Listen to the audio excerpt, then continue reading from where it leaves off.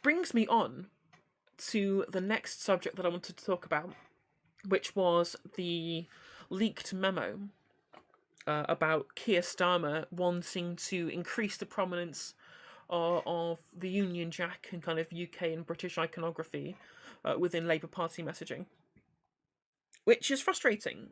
And I think for a lot of us who generally view anyone who cares about flags as extremely cringe, extremely cringe, because they're very, very cringe. Because why would you put any kind of stock into a piece of cloth, right? Like, you can have you can create some kind of national unity without having this weird kind of mast with which to coalesce around, right? You don't really need that kind of thing, whereas it just leads to the kind of jingoism that we see at the moment, where people will just refuse to admit the magic sky cosmos freedom, refuse to admit any wrongdoing that their country does, and that it serves as this obfuscation of what the British history, right, of what it means to be part of your country, and accepts it for its flaws and its pros and its cons, and what it does well and what it does badly.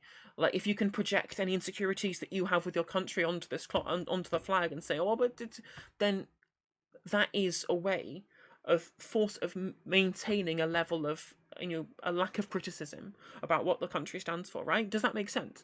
So I genuinely, obviously, we would all have a healthy amount of skepticism for anyone who really cares about flags. Oh, that means also, by the way, and people who fly the European flag and who fly the USSR flag and hammers and sickles, you're cringe too. Don't think you're fucking getting away, okay?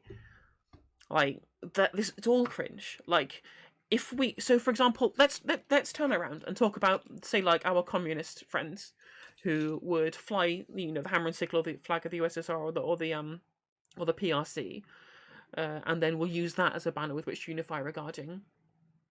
First of all, it's horrendous optics. Like, people are very, very skeptical of the history of the USSR and China and communism in general.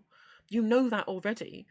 You're not convincing anyone by using this iconography, right? No one's being convinced who wasn't already convinced. All you're doing is virtue signaling to the people around you that you're like a communist, communist comrade, right? And you're also signaling to other people to completely avoid you because they have this idea of what communism in the USSR and what PRC even stood for, right? And these times, especially like Maoist China, because I hate to tanky bait here, but the USSR and China and Mao's China, they did good things. They did there were some things they did that were good, right? But then again, Mussolini made the trains run on time, so, you've got to take the rough with the smooth. And by unquestionably following, the symbolism of the flag of the USSR or the hammer and sickle, you're not, again, you're completely obfuscating the idea of the actual points and policies that you represent, and the ideology that you represent gets completely taken away from what it actually means, and gets put onto this symbol, which I understand, like, it's a rallying cry, but, like, we're on the internet already. We're all a part of the leftist communities. It doesn't really matter whether you have a hammer and sickle in your Twitter handle anymore, unless you just care about internet clout rather than advancing the cause of leftism. You need to be able to convince people you wouldn't otherwise be able to convince, which is why I think that even left-leaning people who fly flags like that are also cringe. Unfortunately, I'm sorry to admit it, you are also very cringe. But back to Keir Starmer. I think, and this is going to be a very unpopular opinion amongst left-leaning circles, I think it is not unreasonable for us to be able to support the progressive patriotism that he talked about when he was campaigning for leader. I genuinely think that's actually a good plan, because we instead of thinking of the UK as a nation state to pledge allegiance to in the same way fucking Seppos would do, right?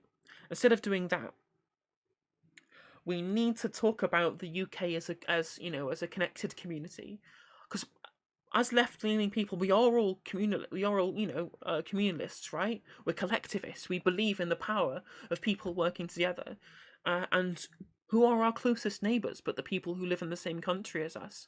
So by using our the nationality that connects us to be able to organise, I think that's a good thing.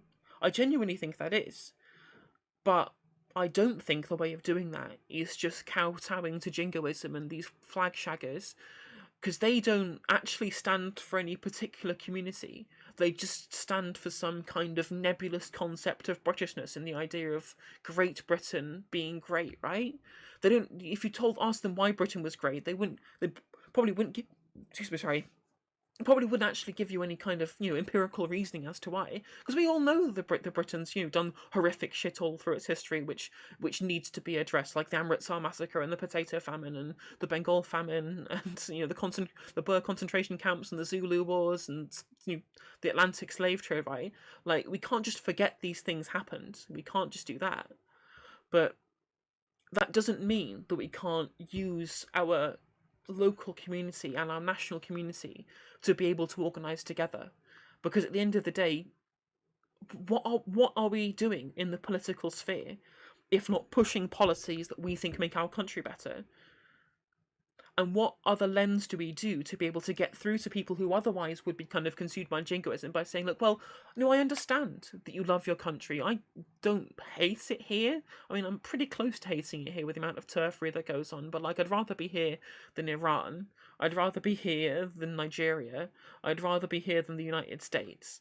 Right? I'd rather be here than any of those places, because I have, how we have the NHS and we have, a thriving Bangladeshi community in London, whatever, things like that, like things that I genuinely love about being in the UK. Obviously, I'd rather be in Denmark right now. But there's a patriotic strength in wanting the country to be as good as it is, as good as it can be, which is why whenever you get the rhetoric that people espouse, well, if you don't like it, why don't you just leave? And I'm just like, well, because there is, we've not reached our peak yet. It can be better. We can dream of a better world. It's not like idealism to think that when we have other models of other countries doing things well that we can copy. We're not being traitors to the UK by suggesting that maybe the Nordic model of social democracy might be better than ours, or the workplace democracy might make the lives of working class people better, or that we could these are positive improvements we can make that would make unironically make Britain great. Not again, because it never was great, but like, we could make it great.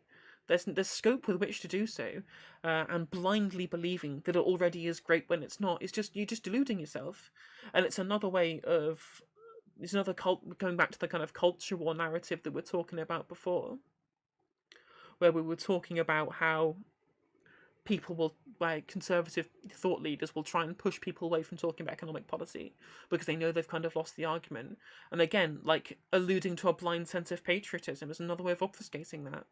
It's annoying that now any genuine criticism in country is backed up by valencia, because I'm not patriotic, go live somewhere else.